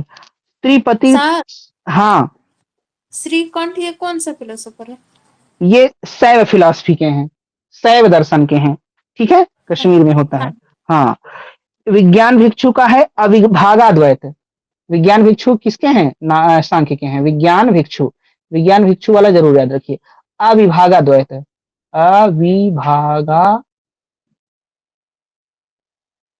अविभागाद्वैत इनका विज्ञान भिक्षु का है ना। वल्लभ का शुद्धाद्वैत, ये आप जानते होंगे। वल्लभ का है शुद्धाद्वैत,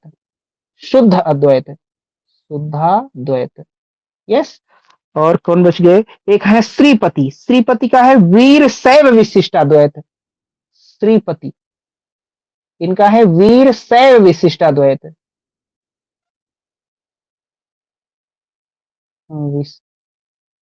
चलिए, इसमें आपको क्या याद रखना है? आपको विज्ञान भिक्षु याद रखना है और वल्लभ याद रखना है, बाकी भूल भी चाहिए तो कोई दिक्कत नहीं, और बलदेव का याद रखना है ना? चलिए आगे बढ़े। जी क्या है? Yes sir. देखिए, ज्ञान कर्म समुच्चय, ज्ञान, हाँ सर ऊपर पूछना मीमांसा। सर पहले। सर क्या पहले मरियम? सर ऊपर तो जाइए पहले। यस सर, यस आगे सर। सर जैसे कि देखिए शंकर है तो वो भेद धिक्कार मानते हैं, क्योंकि वो ब्रह्म में कोई भेद नहीं मानते, और जो भेद यस सत्कार यस है का, तो वो ये कहते हैं कि वो स्वीकार कर लेते हैं भेद। लेकिन उसी तरह से जो हाँ आप रागा द्वैत है विज्ञान भिक्षु का, सर ये क्या कहते हैं, एक बार बता देंगे सर? ये बताएंगे मरियम, अभी अभी केवल इतना जान लो, किसी दिन बता देंगे, अभी याद नहीं है अविभाज्य द्वैत में क्या होता है। ठीक है, यस सर, यस सर। हाँ चलिए ठीक, आइए देखते हैं। देखिए, ज्ञान कर्म, हाँ नहीं सर, बता दीजिए। देखिए, ज्ञान कर्म समुच्चय ये रामानुज का भी है, कुमारिल का भी है, कुमारिल का भी है ज्ञान कर्म समुच्चय। ओके, शंकर का है ज्ञान और ओनली ज्ञान, शंकर का ज्ञान और केवल ज्ञान। पुष्टि मार्ग, पुष्टि मार्ग और मर्यादा मार्ग, ये दोनों किसका है? ये किसका है? ये वल्लभ का है, हाँ वल्लभ का है। मर्यादा मार्ग, मर्यादा मार्ग जो वल्लभ, जो वल्लभ का जो कारणता सिद्धांत है उसको वो बोलते हैं अविकृत परिणामवाद, थियरी ऑफ कॉजेशन को अविकृत परिणामवाद बोलते हैं। किसके? वल्लभ को, परिणामवाद। ओके, निम्बार्क का है नहीं, ये क्या और क्या है? ये निर्मल भक्ति, भक्ति सॉरी, निर्मल भक्ति किसका है? मध्य का है। आंसर क्या होगा? आंसर पहला होगा, एक और दो, हाँ दूसरा होगा ना, सेकंड होगा। आगे बढ़ते हैं। देखिए, आ गया ये सब्जेक्टिव आइडियलिज्म। तो चलिए, अभी अभी बात हुई थी, सब्जेक्टिव आइडियलिज्म बर्कले का होता है। रियलिज्म, रियलिज्म मतलब वस्तुवाद, तो यथार्थवाद ये लाक का होता है। ऑब्जेक्टिव आइडियलिज्म, अभी हम लोगों ने बात किया था बोसांके, बोसांके और प्लेटो ये दोनों आते हैं ऑब्जेक्टिव आइडियलिज्म, वस्तुनिष्ठ प्रत्ययवाद। और क्रिटिकल फिलॉसफी ये होती है कांट की ना, आलोचनात्मक दर्शन। इसका आंसर होगा सेकंड। यस, आइए यस ये सेकंड हो जाएगा, दूसरा हो जाएगा। ये देखिए, नेक्स्ट है क्या? ल्यूसिपस एंड डेमोक्रिटस, ल्यूसिपस और डेमोक्रिटस, हाँ ये है परमाणु सिद्धांत ना, थियरी, एटॉमिक थियरी। देखिए, एटॉमिक थियरी में दो चीजों को माना जाता है, एक होता है परमाणु, एक होता है शून्य, शून्य, शून्य को वॉइड बोलते हैं, VOID ऐसे करके कुछ ना, एक शून्य। तो कुल मिला के ये शून्य एम्प्टी स्पेस को एक्सेप्ट करते हैं। ल्यूसिपस डेमोक्रिटस के गुरुजी थे। आइए, सेंट अगस्टाइन, सेंट अगस्टाइन का क्या हो जाएगा? City of God sir. City of God, 5 proofs of existence of God, ईश्वर को सिद्ध करने के लिए 5 प्रमाण। ये एक्विनास कौन कौन सा? एक अनमूव्ड मूवर, दूसरा है एफिशिएंट का, तीसरा है आर्गुमेंट फ्रॉम कॉन्टिजेंसी आकस्मिकता मूलक, और चौथा है डिग्री ऑफ परफेक्शन पूर्णता का तादाद में, और पांचवा है क्या? टेलियोलॉजिकल ना। तो ये 5 क्या होते हैं? एक्विनास के। इसमें फर्स्ट 3 को बोलते हैं कॉस्मोलॉजिकल आर्गुमेंट। आइए, और एंसेलम बच गए, एंसेलम ये ओंटोलॉजिकल आर्गुमेंट ये देते हैं कौन सी किताब में? ट्रोसोलॉजियन में। तो आंसर, सर हाँ फर्स्ट तीनों को क्या बोलते हैं? क्या? फर्स्ट 3 को कॉस्मोलॉजिकल आर्गुमेंट बोलते हैं, लास्ट दोनों को? लास्ट दोनों को जो है वही बोलते हैं, है ना? ठीक है। हाँ ठीक है। One must work like master and not like slave, मालिक की तरह कार्य करना चाहिए, दास की तरह नहीं ना। विवेकानंद। विवेकानंद, हाँ Vivekananda. What is spoken must be the in the first instance believed, जो कहा जाए उसे प्रथमतः क्या विश्वास योग्य होना चाहिए। ये Bhattacharya, Bhattacharya, yes good. The world for me in both is both individual and universal, जगत मेरे लिए वैयक्तिक और सार्वभौमिक दोनों है। Tiger. Okay. Body is accumulated action और हैबिट ऑफ द सेल्फ। ओ, शरीर संचित कर्म यस्व की आहत है। ये इकबाल हो जाएंगे हिंदी में, देखिए। आंसर क्या हो जाएगा? आंसर हो जाएगा सेकंड ना। ये जो कहा जाए प्रथमतः उसमें विश्वास योग्य होना चाहिए, उसमें जो वही चीज कह सकते हैं जो विश्वास के काबिल हो। हम कहते हैं सर्कुलर ट्रायंगल, वृत्ताकार त्रिभुज, ये इसमें विश्वास नहीं किया जा सकता, इसलिए इसको कहा भी नहीं जा सकता। हम बोल भले दे रहे हैं लेकिन ये कहा नहीं, कुछ कह नहीं रहे हैं, कोई सूचना नहीं दे रहे हैं। तो वही केसी भट्टाचार्य कहते हैं कि क्या कहते हैं कि व्हाट इज स्पोकन, जो कुछ भी कहा जाए, must be in the first instance believed, वो विश्वास योग्य होना चाहिए।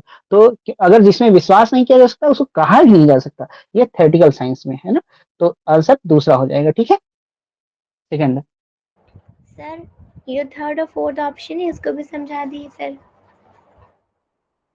हाँ, मेरे लिए संसार वैयक्तिक और सार्वभौम है, ये बताइए कोई, इसमें क्या होगा, क्यों होगा? कौन सा सर? इंग्लिश दिखाए। हाँ, ये कह रही है इसका टैगोर का क्यों होगा, हम नहीं मानेंगे। तो हाँ एक ही तो बचा है ना सर, लिस्ट 1 में लिस्ट 2 में। तो मानने को तैयार नहीं है तो कोई क्या करे? सर अभी अभी बोले थे ना केसी भट्टाचार्य बोले, what is spoken must be in the first instances believe. Hmm, ओ, ओ, ये तो प्रॉब्लम हो गई है फिर तो। तो मान लेना चाहिए।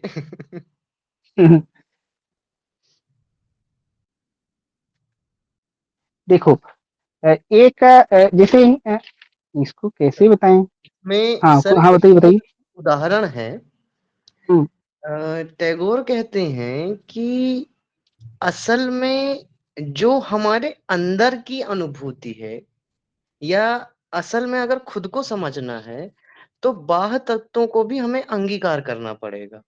यानी कहने का मतलब है कि अगर हम खुद को इस जगत से एकीकृत नहीं करेंगे, तो हम इसके ओरिजिनल एसेंस को नहीं समझ पाएंगे। या ये कहते हैं कि हमारे जो भीतर है वही बाहर है। और इसमें बहुत अच्छा उदाहरण देते हैं ये, और कहते हैं कि एक एक व्यक्ति है जो दूसरे व्यक्ति को प्रेम करता है, तो वो उसको इसीलिए प्रेम करता है क्योंकि वो उसे अपना मानता है। यानी उसमें वो अपने आप को देखता है।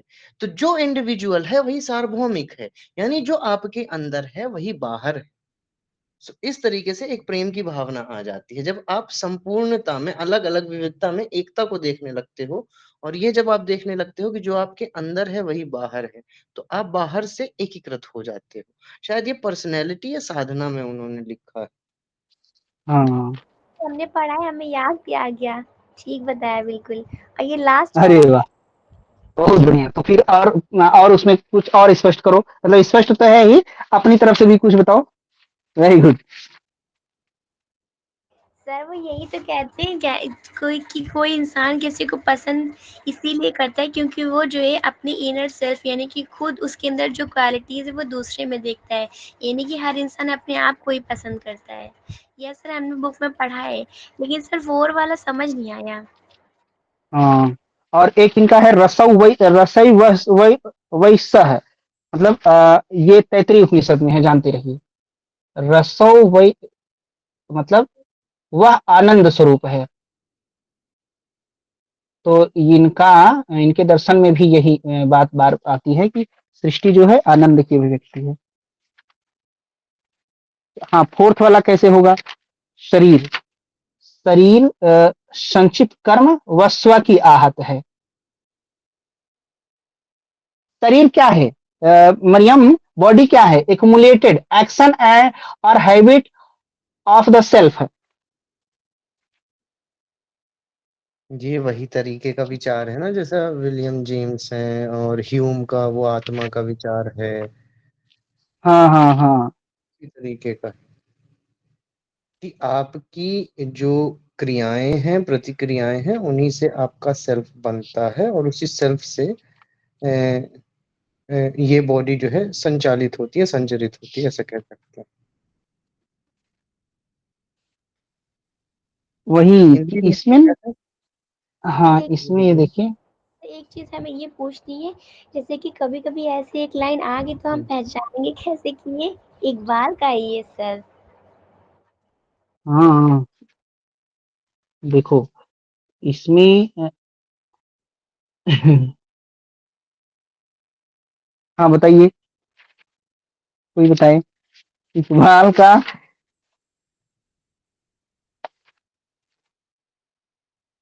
ईगो या सेल्फ आए ना तो हालांकि हो जाता है, जी देखना सर, ये खुद भी मरियम। ईगो और सेल्फ हाँ के बारे में यही विवेचना करते हैं कि जो हमारा ईगो और सेल्फ है वो हमारी क्रिया प्रतिक्रिया और हमारी आदतों से बनता है। बिल्कुल सेम वही चीज जो ह्यूम कहते हैं, जो जेम्स कहते हैं कि हाँ, ये बंगाल से मैं पूछा भी गया था। बौद्ध में ये जो पंच स्कंदों का वो है कि उससे आत्मा बनी हुई, तो वही कॉन्सेप्ट है कि जो हम डे बाय डे जो फील करते हैं, एक्सपीरियंस करते हैं, उन्हीं से हमारा जो स्व बनता है और उसी स्व से हमारी पूरी जो संचाल बॉडी जो होती है संचालित होती है। और इसी को निगेट कर देते हैं जिद्दू कृष्णमूर्ति, बोलते हैं नहीं आप वर्तमान में जिए, पुरानी चीजों को लेकर मत जीजिए। इनकी फिलॉसफी में हाँ, और इनकी फिलॉसफी में सेल्फ है ना वो शरीर से अलग नहीं होती, हमें लगता है ऐसा भी है ना। तो सेल्फ भी रहती है शरीर के साथ ही हमेशा, देखिएगा ये देखना खुद भी। देखिए हाँ हाँ ये हाँ साइकोलॉजिकल अहम की बात करते हैं। जैसे साइकोलॉजी में लकान है, वो कहते हैं कि जो आपका आई बनता है वो आपकी क्रिया प्रतिक्रिया से ही बनता है। यानी जो आपका आपका एक विचार है, जैसे आप कोई कोई बोल रहे हो ना कि मैंने जैसे आपसे बोला कि चलिए घूम के आते हैं, तो अब आप जैसे ही मैंने बोला कि घूम के आते हैं, तो आप पुरानी चीजों को याद करने लगते हो कि यार पिछली बार घूमने गए थे तो खर्चा बहुत हो गया था, इस बार जाएंगे तो कहीं गाड़ी से ना गिर जाए, पिछली बार भी गाड़ी से गिर गए। ये ही चीजें जो हैं वो जो अभी आप डिसीजन ले रहे हो ना, वो पुरानी आपकी आदतों और जो आप फील कर चुके हो उन्हीं से आप ये डिसीजन ले रहे हो कहीं ना कहीं। तो कहने का मतलब है आपका जो अब है ना वो आपकी पुरानी चीजों से, पुराने एक्शन क्रिया प्रतिक्रिया से ही बना हुआ है, जो आपने फील किया है अभी तक, और उसी से आप डिसीजन भी लेते हो। इसी से आपका पूरा अहम बनता है, सेल्फ बनता है। ठीक। तो ठीक है Mariam. Yes sir. Oh good, चलिए तो अब सर आगे देखते हैं। सर छुट्टी हाँ कर देते ना अब। छुट्टी कर टाइम दें। ओवर हो गया सर। ये सर इसका क्वेश्चन सब लोग खुद से सॉल्व करके आएंगे ना, ये मेथड ऑफ डिडक्शन का क्वेश्चन है, ठीक है। सेकेंड इसमें कुछ होगा 2 नंबर। Answer sir fourth. हाँ फोर्थ टाइम से आना है तो टाइम से भी जाना है ना। हाँ टाइम से जाना है, चलिए छुट्टी। अभी 15 क्वेश्चन बचे हैं, 16 क्वेश्चन कल हम लोग कर लेंगे, ठीक है।